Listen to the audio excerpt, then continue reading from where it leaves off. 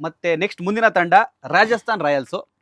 ಅಲ್ಲಿರ್ತಕ್ಕಂತಹ ಒಬ್ರು West Indies ಆಟಗಾರ ಅಂದರೆ ಶಿಮ್ರಾನ್ ಹೆಟ್ಮೇರ್. ಇವರೊಬ್ಬರೇ ಇರೋದು, ಇಂಗ್ಲೆಂಡಿಂದ ಯಾವ ಆಟಗಾರ ಇಲ್ಲ. ವೆಸ್ಟ್ ಇಂಡೀಸಿಂದ ಶಿಮ್ರಾನ್ ಹೆಟ್ಮೇರ್ ಇದ್ದಾರೆ. ಅವರು ಅಲಭ್ಯರಾದರೆ ರಾಜಸ್ಥಾನ್ ರಾಯಲ್ಸ್ಗೆ ಯಾವ ಥರ ಹೊಡೆತ ಕೊಡುತ್ತೆ? ಇದು CSK ಥರನೇ ನೋಡಿ, ಇದಕ್ಕೂ ರಾಜಸ್ಥಾನ್ ರಾಯಲ್ಸ್ಗೂ ಏನು ಹೊಡ್ತಾ ಬಿಡಲ್ಲ.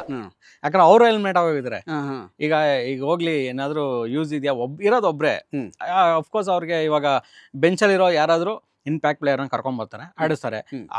ಇನ್ನು ರಾಜಸ್ಥಾನ್ ರಾಯಲ್ಸ್ಗೆ ಅಂತ ಇನ್ನು ಅದೇ ಹೇಳಿದ್ನಲ್ಲ, ಉಳಿದಿರೋ ಪಂದ್ಯ ಎಕ್ಸ್ಪೆರಿಮೆಂಟ್ ಮಾಡಬೇಕು. ಎಕ್ಸ್ಪೆರಿಮೆಂಟ್ ಅದರಲ್ಲಿ ಆಯ್ತು ಬಿಡಪ್ಪ, ಹೋದ್ರೇನೋ ಬಿಟ್ರೇನೋ ಇನ್ನೊಬ್ರನ್ನ ಕರ್ಸ್ಕೊಂಡು ಆಡ್ಸೋಣ ಅನ್ನೋ ಮನಸ್ಥಿತಿಯಲ್ಲೇ ಇರ್ತಾರೆ. ಅಲ್ಲಿಗೆ ಮುಗಿಯುತ್ತೆ ಅದು ಮ್ಯಾಚು. ಇನ್ನು ಆ ಥರನೂ ರಾಜಸ್ಥಾನ್ಗೂ ಏನು ಅದು ಅಷ್ಟೊಂದು ಹೊಡ್ತಾ ಏನು ಬಿಡಲ್ಲ. ಅಲ್ಲ, ಒಂದು ಅರುಣ್ ಏನಕ್ಕೆ ಅಂತಂದ್ರೆ ಶಿಮ್ರಾನ್ ಹೆಟ್ಮೇರ್ ಸ್ಫೋಟಕ ಆಟಗಾರ, ಫಿನಿಷರ್ ಕೂಡ ಹೌದು. ಬಟ್ ಲಾಸ್ಟ್ ನೀವು ರಾಜಸ್ಥಾನದೊಂದು 3 ಮ್ಯಾಚ್ ನೋಡಿದ್ರೆ ಶಿಮ್ರಾನ್ ಹೆಟ್ಮೇರ್ ಕಡೆಯಿಂದ ಗೆಲ್ಸೋ ಮ್ಯಾಚು ಸೋತೋಗಿದೆ. ಅಂದ್ರೆ ಕೊನೆಯಲ್ಲಿ ಗೆಲ್ಲೋ ಮ್ಯಾಚ್ ಇತ್ತು, ಫಿನಿಶ್ ಮಾಡ್ಬೋದಾಗಿತ್ತು ಇಂಥ ಸ್ಫೋಟಕ ಆಟಗಾರ ವೆಸ್ಟ್ ಇಂಡೀಸ್ ದಾಂಡಿಗ. ಬಟ್ ಅವ್ರ ಕೈಯಿಂದನೂ ಗೆಲ್ಲ ಮ್ಯಾಚ್ ಅನ್ನ ಸೋಲ್ಸಿದ್ರು. ಸೊ ಇವಾಗ ಅವ್ರು ಯಾವ ತರ ಇಂಪ್ಯಾಕ್ಟ್ ಮಾಡ್ತಾರೆ ಅನ್ನೋದು ಕೂಡ ಒಂದು ರೀತಿ ಇಂಪ್ಯಾಕ್ಟ್. ಇನ್ನೊಂದು ಅವ್ರಿಗೂ ಇವಾಗ ಟೀಮಲ್ಲಿ ಇರೋರಿಗೆ ಬೇಕಲ್ಲ, ಹೌದು, ಅವ್ನ ನಂಬಿಕೆ ಬೇಕಲ್ಲ. ಅವನಪ್ಪ ಈ ಪ್ಲೇಯರ್ ಇದ್ರೆ ನಮ್ಗೆ ಇಂಪಾರ್ಟೆಂಟು, ಅವ್ನು ಗೆಲ್ಲಿಸ್ತಾನೆ.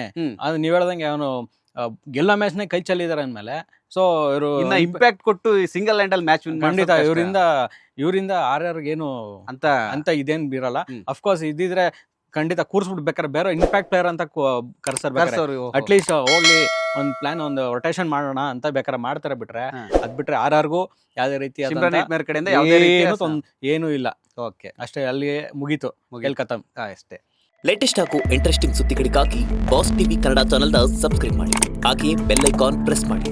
ಇದರ ಜೊತೆಗೆ ಫೇಸ್ಬುಕ್, ಇನ್ಸ್ಟಾಗ್ರಾಮ್, ಎಕ್ಸ್ ನಲ್ಲೂ ಮಿಸ್ ಮಾಡದೆ ಫಾಲೋ ಮಾಡಿ.